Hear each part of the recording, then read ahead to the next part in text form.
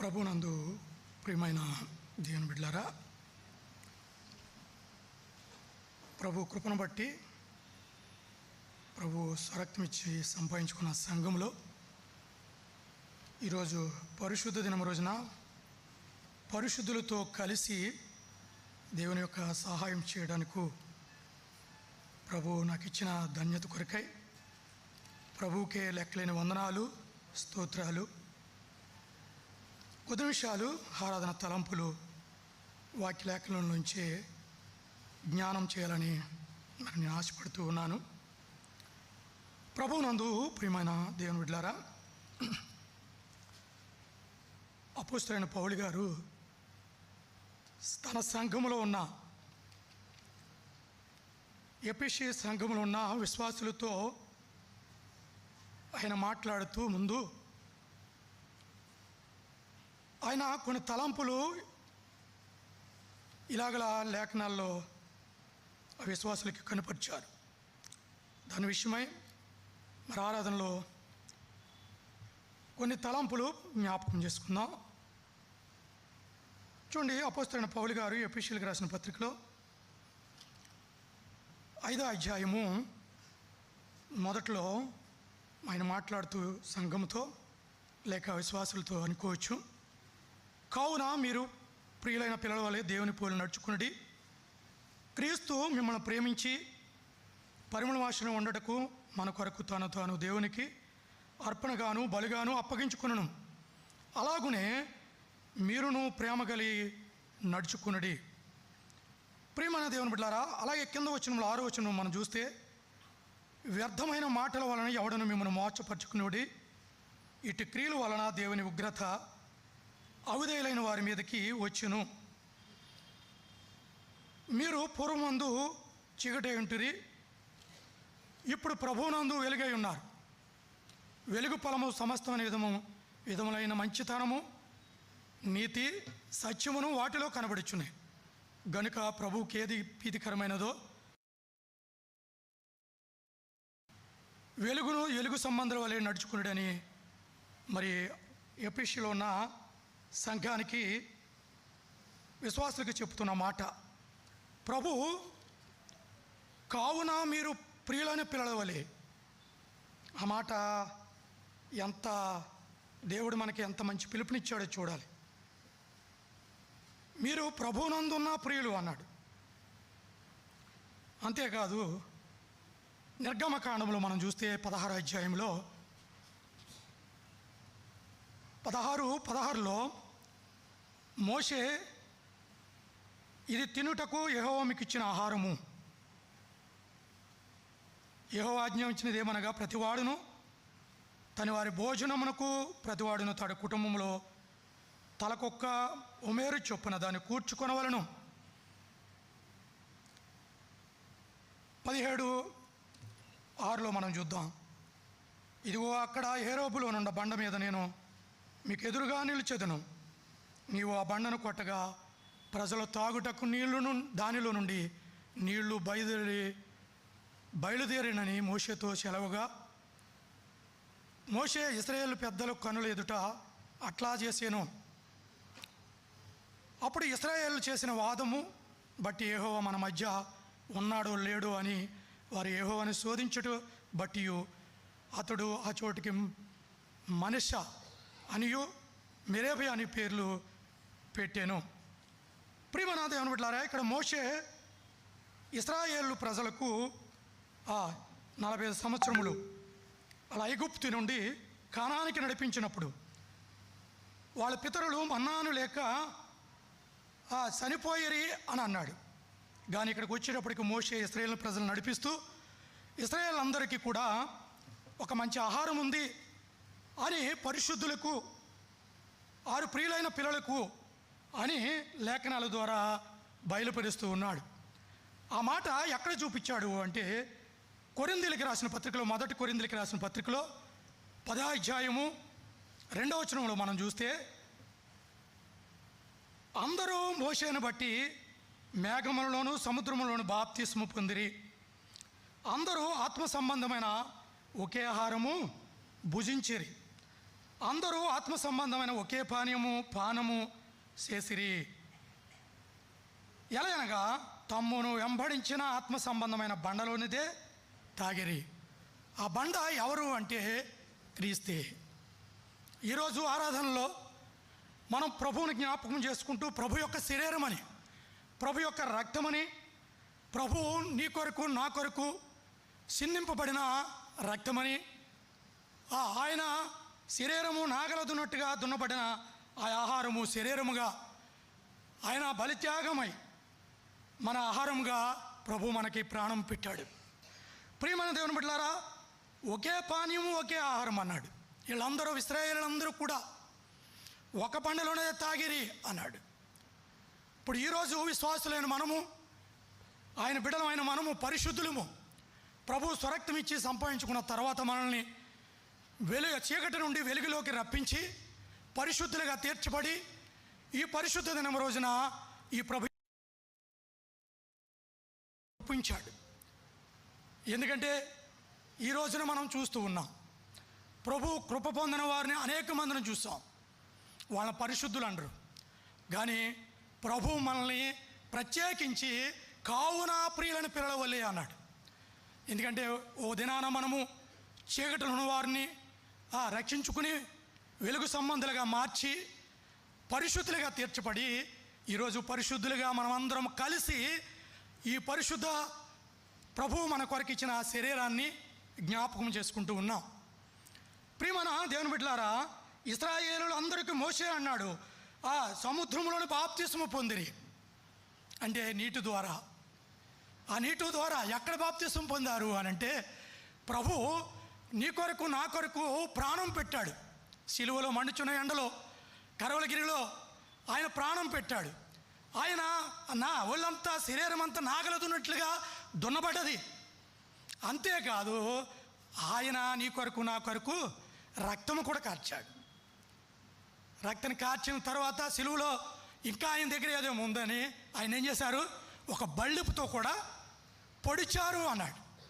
లేఖనాలు నిఘంటాలు మనం చూస్తూ ఉంటే లాస్ట్లో ఏమి కారిందంటారు చెప్పాలి, నీటి బొట్టు మాత్రమే. మనము ఆ నీటి ద్వారానే ఏం చేసామంటారు, బాప్తిస్ము పొంది ఉన్నాం. ఈరోజు బాప్తిస్ము పొందిన మీరు నేను కూడా ఈ పరిశుద్ధుల యొక్క జాబితాల్లో ఈ ప్రభు యొక్క రాత్రి భోజనములో మనమున్నాం. ప్రభు కార్చిన నీటి బొట్టును బట్టి ప్రభు బాప్తిస్ము, అదే నీటి ద్వారా బాప్తిస్ము అంటే ఆయన చివరిలో కూడా ఆ నీటిని కార్చిన దేవుడు గొప్ప దేవుడు. ఈ ఆరాధన తలంపుల్లో మనం జ్ఞాపకం చేసుకునేది ఏంటంటే, ప్రభా నువ్వు మా కొరకు కార్చావు, ప్రాణం పెట్టావు, రక్తము కార్చావు. అంతేకాదు ఉన్న ఒక నీటి బొట్టును కూడా మా కోసమే విధులేవు. మోసే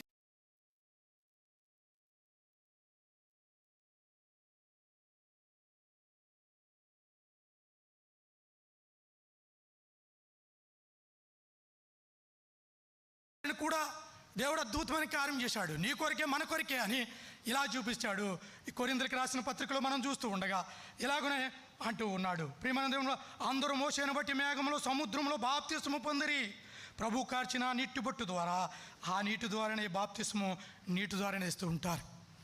కొన్ని సంఘాల్లో శిలకృపం ఉంటాయి, కానీ మన సంఘాల్లో, మన ప్రధాన సంఘాల్లో నీటి ద్వారా ప్రభు దగ్గర ఒప్పుకుని మన పాపమును విడిచిపెట్టి మనం ఏం చేయాలి, పరిశుద్ధులుగా తీర్చబడిన వారు.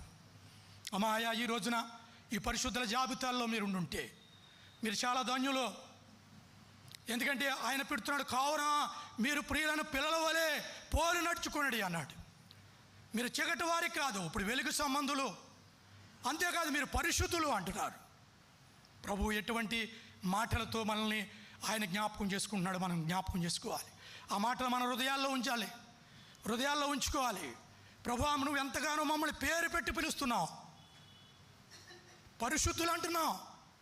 ఈ లోకంలో ఎవరూ అనరు, కానీ లేఖనాల ద్వారా ప్రభు మనల్ని పరిశుద్ధులు అంటూ ఉన్నాడు. అందుకని అన్నాడు, చూడండి, అందరూ ఆత్మ సంబంధమైన ఒకే ఆహారము భుజించరి. మనమందరం ఒకే ఆత్మ సంబంధమైన ఆహారం భుజిస్తున్నాం.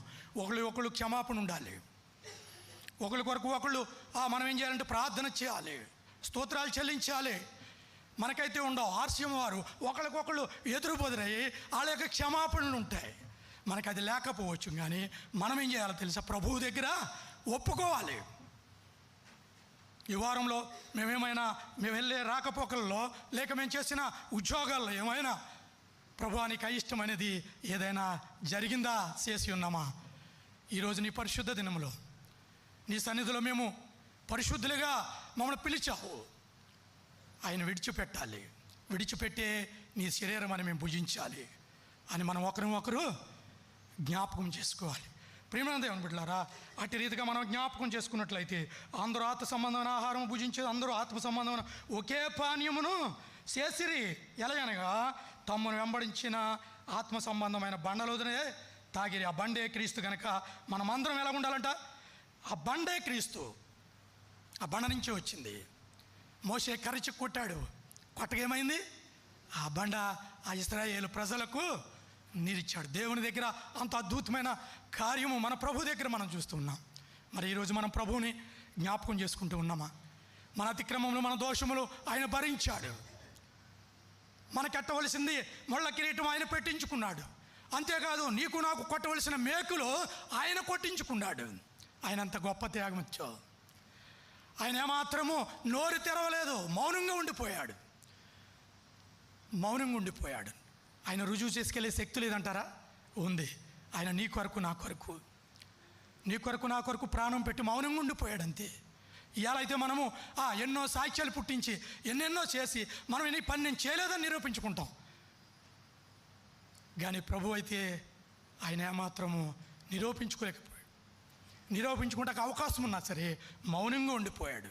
ఆయన మౌనమే మనకి మంచి ఆత్మ ప్రేమ రూపం పెట్టాడని లేఖనాల్లో మనం చూపిస్తూ ఉన్నాం. ప్రియమైన దేవుడు అందుకని అన్నాడు, మీ అందరూ కూడా ఒకే పానీయము ఒకే ఆహారము భుజిస్తూ ఉన్నారు కనుక అయితే వారిలో ఎక్కువ మంది దేవునికి ఇష్టలుగా ఉండకపోయారు కనుక ఏం చేస్తారంట? అరణ్యములో ఏమవుతున్నారంట? మనం చదువుకుంటూ ఉండాలి. ప్రియమందల సంహరించబడిరి అన్నాడు. మనం ఏ జాబితాల్లో ఉంటున్నాం అన్నది జ్ఞాపకం చేసుకోవాలి. ఎవరిష్టానుసారంగా వాళ్ళు జీవించడం కాదు. ప్రభు మనం పిలిచాడు. ఒకప్పుడు మనం చీకటిలో ఉన్న వారిని రక్షించుకున్నాడు. పరిశుద్ధుల జాబితాల్లో మనం చేశాడు. ఆయన పిలుస్తున్నాడు, కావున మా ప్రియులని పిల్లల వలె పోలు నడుచుకునుడి అన్నాడు. అంతేకాదు, ఎవరైనా ఒకవేళ మనం బయట మనం చేసే పనులు అవ్వచ్చు, ఏదైనా మనకున్న ప్రతి దాంట్లో ఏదైనా మనం ఎవరైనా ఇబ్బంది పెట్టచ్చు, కానీ మనం ఏం చేయాలి? దానికి లోబడకుండా ఈ వారం అంతటా కూడా మనం కాపాడుకుంటూ ఉండాలి. ప్రభు ప్రాణం పెట్టినప్పుడు మనం కాపాడుకుంటున్నామా? ఆయన మన కొరకు చిలువ మోసి అతిక్రమములు దోషములు ఆయన వహించినప్పుడు మనం ఎంతవరకు ఆయనకి కనుపరుచుకుంటూ ఉన్నాం అనేది జ్ఞాపకం చేసుకోవాలి. ప్రియమైన దేవుని బిడ్డలారా, అందుకని యోహాను సువార్తలో చూడండి. యోహాను సువార్తలో అంటూ ఉన్నారు, 6వ అధ్యాయము 52లో మనం చూస్తే 6వ అధ్యాయం 52లో ఇలాగున కనబడుతుంది. ప్రియమైన దేవుని బిడ్డలారా, యూదులు ఆయన తన శరీరము ఎలాగో తినేవాడని ఒకరితో ఒకడు వాదించిరి. 53 కావున యేసు ఇట్లనెను, మీరు మనుష్య కుమారుని శరీరము తిని ఆయన రక్తము తాగుతేనే కానీ మీరెవరూ జీవము గలవారు కారు. అంటే తినని వారు ఇంకెవరైనా ఉన్నారేమో ఒకసారి ఈ మాటలు మీరు పట్టుకోవాలి. ఎందుకంటే ఇక్కడ అంటూ ఉన్నాడు, కావున యేసు ఇట్లనెను, మీరు మనుష్య కుమారుని శరీరము తిని ఆయన రక్తము తాగుతేనే కానీ మీరు జీవము గలవారు కారు. అంటే ఈ పరిశుద్ధుల జాబితాల్లో ప్రభు యొక్క రొట్టె విరిచే దాంట్లో అందరూ ఉండాలి. ఒకరుండి ఒకరు లేకపోవటం కాదు, అందరూ ఉండాలి. ఎందుకంటే అందరూ పరిశుద్ధుల జాబితాల్లో ఉండాలి. అందరూ కూడా ప్రియులైన పిల్లల వలె పోల్చి ఉండాలని బైబిల్ లేఖనం చెప్తూ ఉంది. అందుకనే ఇక్కడ అంటూ ఉన్నాడు 54లో, నా శరీరం తిని నా రక్తము తాగువాడు నిత్య జీవం గలవాడు. ఎవరంటండి? నిత్య జీవం గలవాడు. నిత్య జీవము ఎవరికి ఉంటుంది? ఆయన స్వరక్తం ఇచ్చి సంపాదించుకున్న బిడ్డలకి, పరిశుద్ధులకు మాత్రం ఉంటుంది అని లేఖనం చెప్తూ ఉంది. నిత్య జీవం గలవాడు. అంత్యదినమందు నేను వారిని లేపిదును. నా శరీరము నిజమైన ఆహారము, నా రక్తము నిజమైన పానీయమై ఉన్నది. ఆయన శరీరం ఎలా ఉందంట?